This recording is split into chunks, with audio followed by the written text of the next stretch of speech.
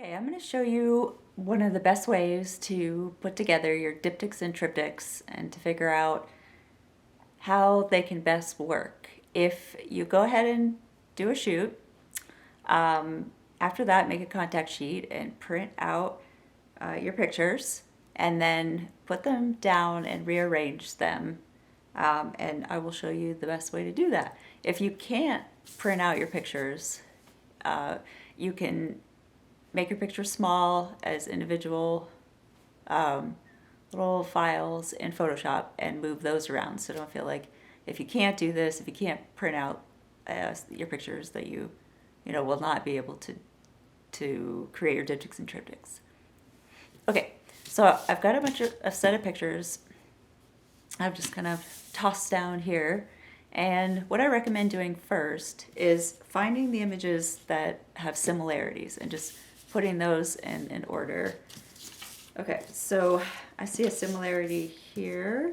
There's a picture, hopefully you can see it, a picture of a girl in front of water, a picture of her legs. The blue feels like a similarity, so I'm going to put these three together. Some may not have any similarities, so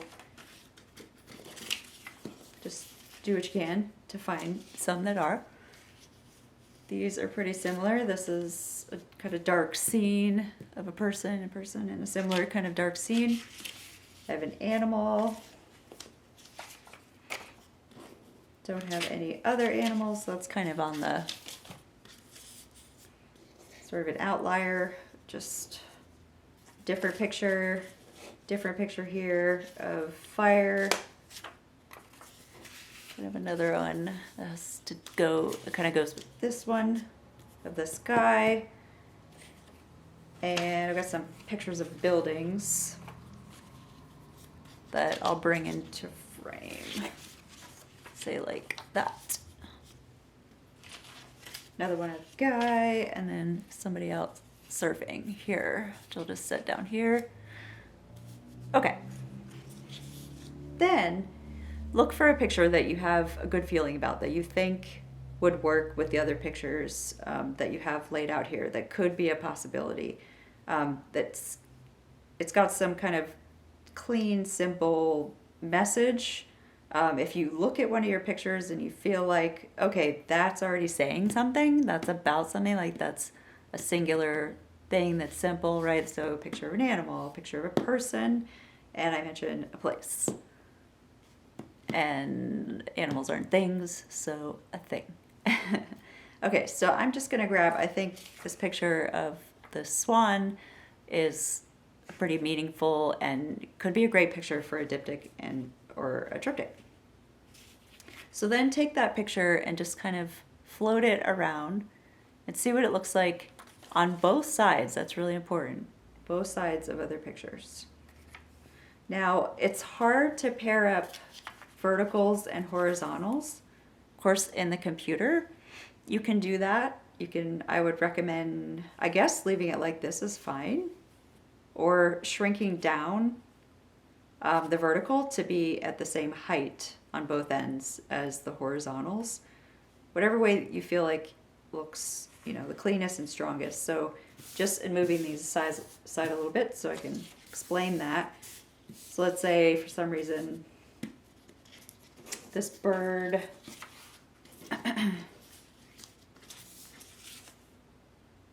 I don't know why goes with the fire. Well, I will say the fire and the bird, it's hard to see, but the bird has some orange on his beak. So there, right there is a color relationship. So let's say that would not make a diptych. Two images side by side. That's going to look really goofy. So you would have, if you have a vertical, you want to put it in the middle and have two horizontals on either side. Okay, so to demonstrate what I was saying, in the computer, I've seen students do this, where they just line up the top. That looks a little bit better than maybe lining up the bottom. I don't know. It's up to you and what you're trying to do. And then you could float the vertical like that and have these even on either side, even distance. Or like I said, you could shrink the vertical down similar height, which makes it a lot smaller, or vice versa, but shrink it down and have a triptych where they're all the same heights.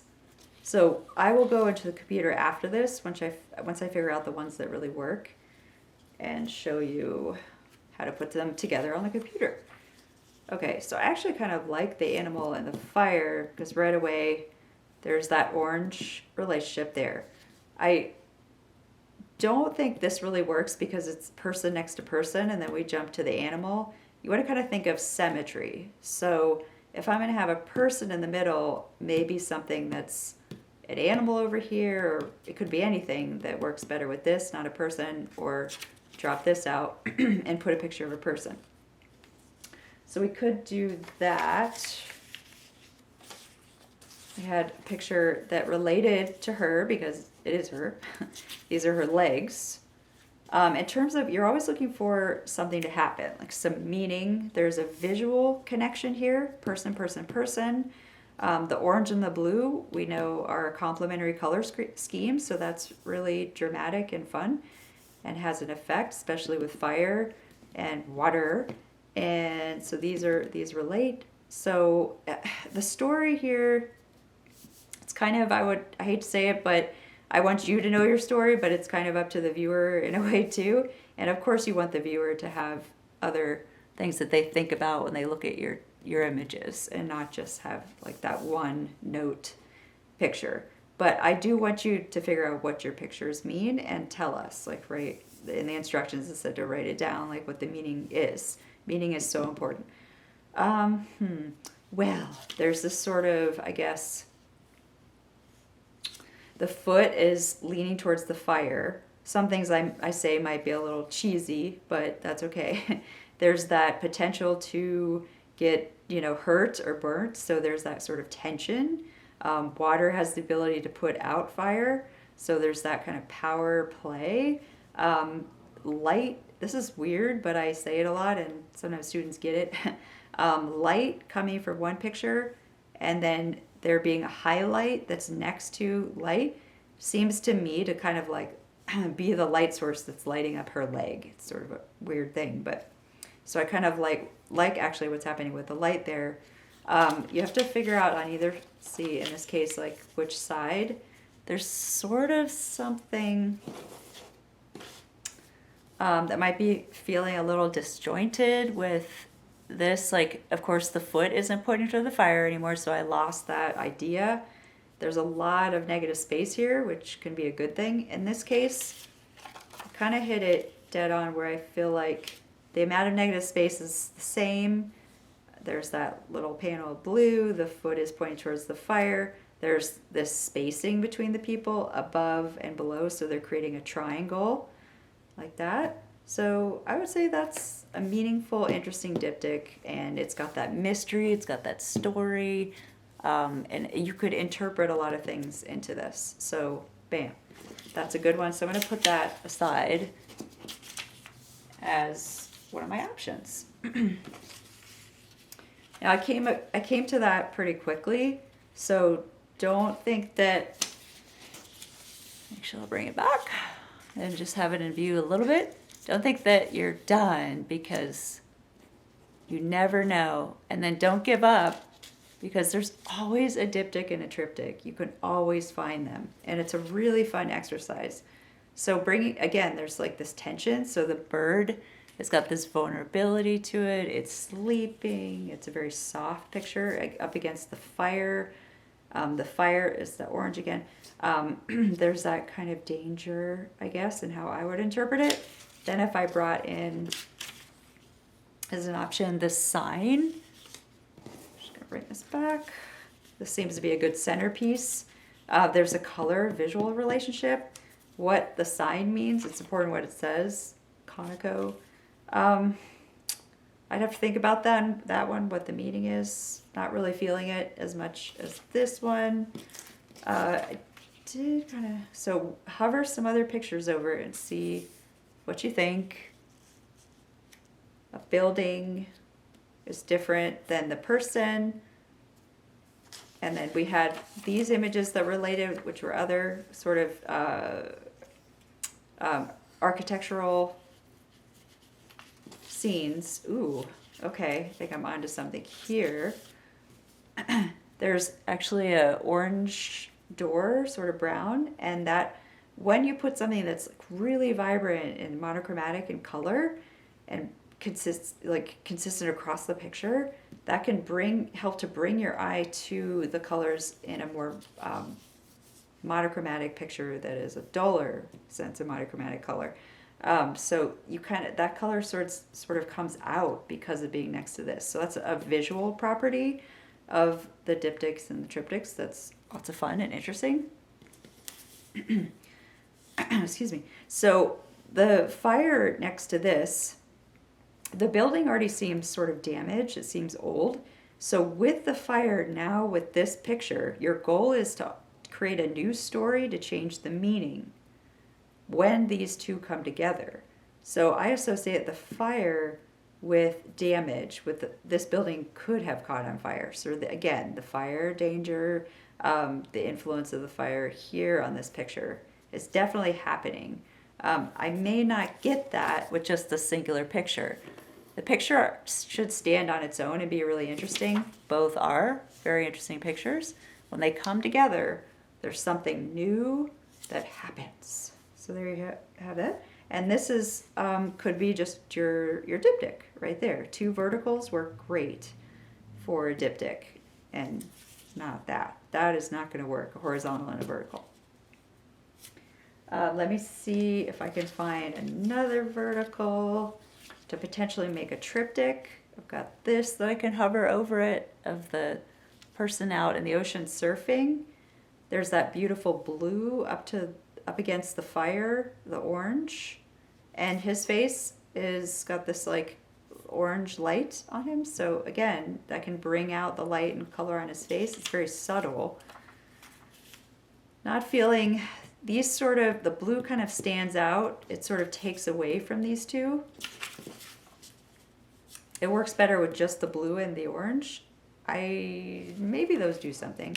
Also think about the direction someone's facing. So if they're facing out, they're sort of exiting the frame when put against this other picture. Do you want that feeling of sort of movement that way? Or do you want more of a connection where the person is looking towards the other picture? So there's something going on with that, right? With the way that guy's looking. This wouldn't work. A triptych with two verticals next to a horizontal, that's very awkward. I wouldn't even say that it works if you blew up. Resized this horizontal, doesn't work. It's gonna look really weird. Let's see. Got these other crazy pictures here. This guy jumping, this guy kicking some water. Okay, so fire and water. We have something going on there. What I did right here, I didn't explain, but there's some blue. So I am gonna try moving these around because they're both heavy photos. They both have a lot of black in them. So I'm gonna slide the blue one over and put that one in the center and see what this looks like. So there's that orange that seems to be coming out on the tan of his pants. They seem more orange, blue, blue, visual color connection. That's number one, something you're looking for, meaning, and lots of other stuff that can weave your eye throughout the images. So I don't know what this one's about yet, but they connect in terms of water, fire, color. These are good bookends for this one. It's a lighter tone, it's a unique tone.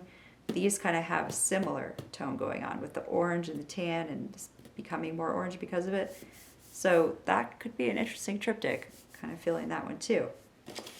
I recommend this. If you have a lot of them that you're coming up with, snap a picture with your cell phone, because I've now reused this picture a couple times and I might forget. And so on the computer after that, or snap a picture with your good camera, bring these up next to the ones that you made with this same picture and see which one you like better, because I can't do it here. Or flip back and forth on your cell phone. But I really always recommend that instead of flipping back and forth, you have the two side by